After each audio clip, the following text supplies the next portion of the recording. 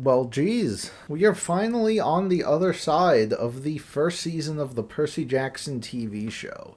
This is something that has been in the works for years upon years, even before it was greenlit with, Rick campaigning for a new adaptation. And yeah, it's no surprise, I was very much looking forward to it. As I've said many times before, I grew up with the books, I love them, and was very upset with those garbage movies. So even though we're like 15 years removed from my prime Percy Jackson reading days, you could bet your butt I was sad every single week for the new episode here. And yeah, after watching it twice now, I do have a few thoughts. If you have read and loved The Lightning Thief, rest assured that this is The Lightning Thief. However, not necessarily quite how you remember it. You see, Rick Riordan took a bit of an interesting angle with this show. Having now 20 years to look back on that first book, have the context of, the 20 books that came after it, they decided to take some of the stuff here and give it a bit of a fresher take, as well as, the usual changes that you would make for a visual medium. We are once again following Percy, Annabeth, and Grover on their quest for the Master Vault. Every major story beat is here. Every encounter that they have with different monsters and creatures from Greek mythology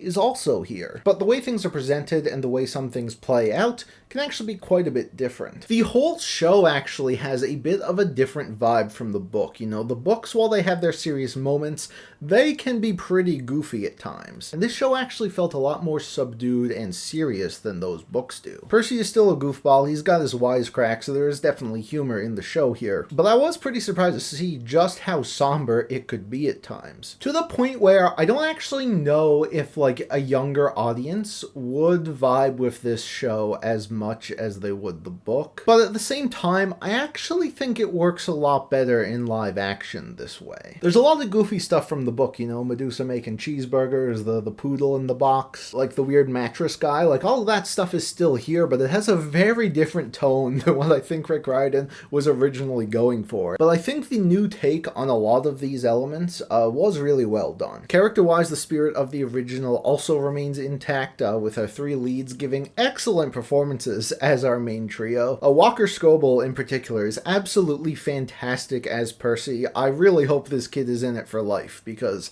my god, he did a great job. The actress playing Percy's mom was also a standout. A lot of great emotional moments between them that were, actually added in from the source material. The guy playing Poseidon, Maggie Smith's son, excellent stuff. Lance Reddick, R.I.P. man, wonderful Zeus. The guy playing Ares was good, the guy playing Luke was good, all around just a very, very solid cast here. But there is one big change that has been causing a lot of discourse, and it's been making people feel a bit conflicted here. Our main trio this time around is smart. They're very smart. You see, how it would work in the book, whenever they would get into a monster encounter, they usually would not know it's a monster encounter going in. They would be tricked by whatever creature, and then there would be a big reveal, and then they would have to figure out how to stop it. Pretty much every encounter here, they have already figured out when it starts. They'll go to a place and be like, oh, hey, this is so-and-such from Greek mythology, this is how we stop them, and then they have a fight and they get out of there. Now, I love this, but also have some issues with it. A bit conflicted here. Because there are definitely certain times where it makes a ton of sense for the characters to have figured it out right away. Literally any 10-year-old knew the Medusa twist was coming when they first read The Lightning Thief. It was so obviously Medusa. And here in the show, when they, go to the Emporium and it's full of statues, they're like, oh, yeah, Medusa, obviously. And I really enjoyed that. In fact, I really enjoyed the whole Medusa sequence. They gave her a lot more of a character while still having her be, terrifying villain. And I think it's funny how in each version of the story, they have taken her out in a different way. But I think the way they do it here was my favorite. Some really clever stuff. That's an example of where one of these encounters was changed for the better, in my opinion. But then we come to stuff like the Lotus Casino, which was probably my least favorite episode of the show here, because they took this really interesting and iconic moment from the books and really dampened it a bit with the characters, instantly realizing what the hotel was about. They still have to go there for a story reason, but it takes a lot of the suspense and surprise out of the whole thing. Sure, it does make sense that Annabeth would know about Lotus Eaters and, put two and two together. She's very smart. But, if that were the case, I feel like they could have just kept it hidden a bit more so, we could be surprised later on. It's moments like this that I feel take a bit bit of the magic of discovery out of Percy Jackson. You know, it was always fun, you know, learning new things along with the characters, but here they just know everything already. And it's not as interesting. Also, it's complete bullshit they didn't have Lynn sing a song in the Lotus Casino. Lights up on Olympus Heights, up at the break of day I wake up and I got this little demigod to chase away. And while we're on criticisms, I do think the pacing of this show was a little bit weird. I never found it to be too slow, although I could see kids maybe having a problem with that. But the way it was sort of chopped up and presented was a bit off at certain points. You know, we're getting flashbacks and dream sequences throughout the show. I think they might have been able to spread them out a bit more evenly in a way that made a bit more sense. Like, Luke is really only in the second episode, and then in the last episode they sort of just like fill it up with Luke flashbacks, so you know, you remember who he is now that they're about to do the big reveal with him. And I think some of like the endings of the episodes were a bit too abrupt. You know, the starts always felt a bit weird to me. It was never really as tight as I would have liked it to be. But that being said, I mean, the content here was still always pretty entertaining, so it didn't bother me all that much. And for the most part, I did really enjoy seeing this slightly different take on the story that I have loved for years. They were even able to fix a few plot holes, like when, like, in the book, Percy falls off the St. Louis Arch into the water.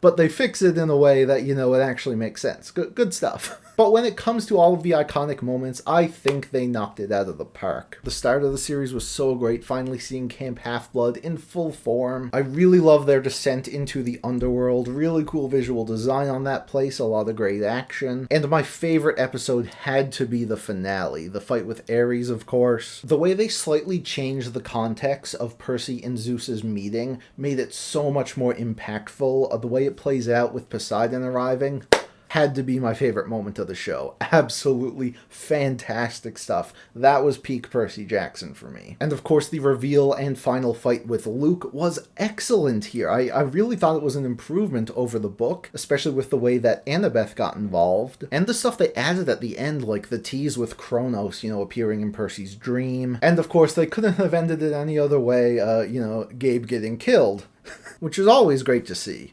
A little bit weird that, you know, someone's just going to find his statue there, but yeah, you know, iconic stuff. And I am very excited to see where this show goes in the future. It does have a lot of room to improve, but I think it also has a lot of time to improve. Sea Monsters is definitely my least favorite of the main books, but I think if you take the style of this live action iteration and give it to Sea Monsters, I think we could see some really cool stuff. And while it technically hasn't been greenlit yet, I mean, the show's a huge hit. Obviously, we're getting a season 2, and hopefully we'll get to see the whole thing one day. The last thing I want to touch upon was sort of the technical aspects of the show here. The effects and CGI were all pretty good. At times it did definitely feel a lot more like television quality, but they did do a lot of clever tricks to, you know, hide they are probably not as big as a Marvel show budget. Like when they're fighting Cerberus, it's sort of like distorted by the mist. When they fight the Minotaur, it's like dark and raining. Of course, Grover's wearing pants most of the show, so you don't always see his goat legs. Yeah, that stuff I don't really mind, and I think, you know, the way they worked around it worked pretty well. And there was some stuff that was pretty impressive. Like I mentioned earlier, I really love how the underworld looked. The design of the Chimera was really cool. While it was pretty brief, I did also really enjoy, you know, Percy and Ares' fight on the beach. Like a lot of times, yeah, you could tell that they were standing in front of the volume. But, you know, for a children's TV show, and I wasn't expecting this to look like Stranger Things or anything, I was pretty satisfied with how it looked. Although there were definitely some times where it did feel a bit too dark, and not even when like action was happening. Like I know in like the water park episode, there were times where I literally had to turn the brightness up on my laptop to see what was happening. So yeah, maybe could benefit from some better lighting here or there. And obviously they will probably need to up their CGI game as the series continues, but hopefully they'll get a bigger budget and will be able to do so. So yeah, Percy Jackson and the Olympians Season 1. While not perfect, while it has areas to improve, I still think that all things considered,